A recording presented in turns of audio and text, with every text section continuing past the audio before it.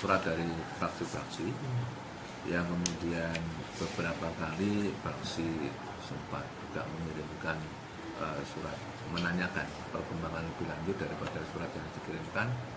Akhirnya kita pada tanggal 8 mengadakan rapat, kemudian kita akhirnya adalah memandang perlu ketemu komisi-komisi dulu. Apakah itu perlu dibentuk pansus atau tidak, untuk menjajaki itu. Ternyata di dalam proses temu komisi itu bisa kita tangkap bahwa ada banyak pihak yang kemudian menghendaki ada pansus, juga ada sebagian yang minta ada revitalisasi komisi. Sehingga dalam rapat pimpinan kemarin kita memutuskan bahwa perlunya surat-surat fraksi itu perlu kita bawa dalam Banmus. Dan hari ini kita bahas hasilnya. Fraksi-fraksi memberikan argumentasi tentang pentingnya pansus, dan kemudian juga ada sebagian yang memandang tidak perlu pansus, tetapi juga dilakukan dengan revitalisasi komisi-komisi, tetapi dengan syarat ada satu roadmap kontrol yang ketat yang disusun, sehingga nanti menjadi panduan dari para komisi untuk melakukan kontrol pada eksekutif.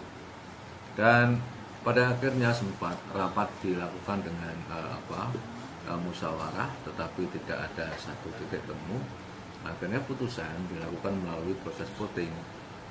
Dari proses voting itu hadir beberapa kawan Banmus, dan kemudian dari proses voting itu ada 2 kali putaran. Yang pertama, rapat pertama di voting, kemudian pihak yang ada pihak yang mengusulkan itu adalah skornya 7-6 begitu.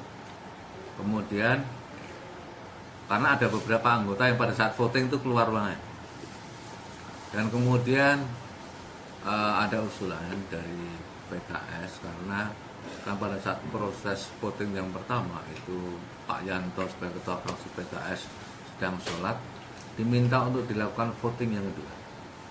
Dan kemudian adalah yang kedua tadi menghasilkan putusan yang jumlahnya lebih parah lagi, bahwa ada Pak Minun yang kemudian yang ganti yang keluar. Nah, sehingga jumlahnya adalah tetap saja, tapi artinya bisa disimpulkan tadi itu proses pengambilan putusan tentang perlu tidaknya ada usulan perlu tidaknya adanya satu pansus, akhirnya adalah pansus diputuskan revitalisasi komisi. Akhirnya yang diputuskan itu secara kelembagaan yang bisa kami sampaikan kaitan dengan masalah hasil daripada rapat Banmus tadi. Jadi masalah pansus COVID itu tidak disetujui, Pak ya? Ya, jadi untuk yang pansus COVID tadi berdasarkan rapat Banmus kemudian diputuskan melalui sampai pada vote, akhirnya adalah tidak disetujui. Usulan pembentukan pansus macam-macam, ada yang ada argumentasi karena ada permintaan data yang tidak diberikan, kemudian ada angka yang terpapar virus yang kemudian makin meningkat, ada yang kemudian tidak ada roadmap dan sebagainya. Tapi kemudian adalah pada prinsipnya sebetulnya antara yang pro dengan pansus, terbentuk pansus, dan yang tidak, sebetulnya sama-sama memiliki keinginan agar COVID selesai.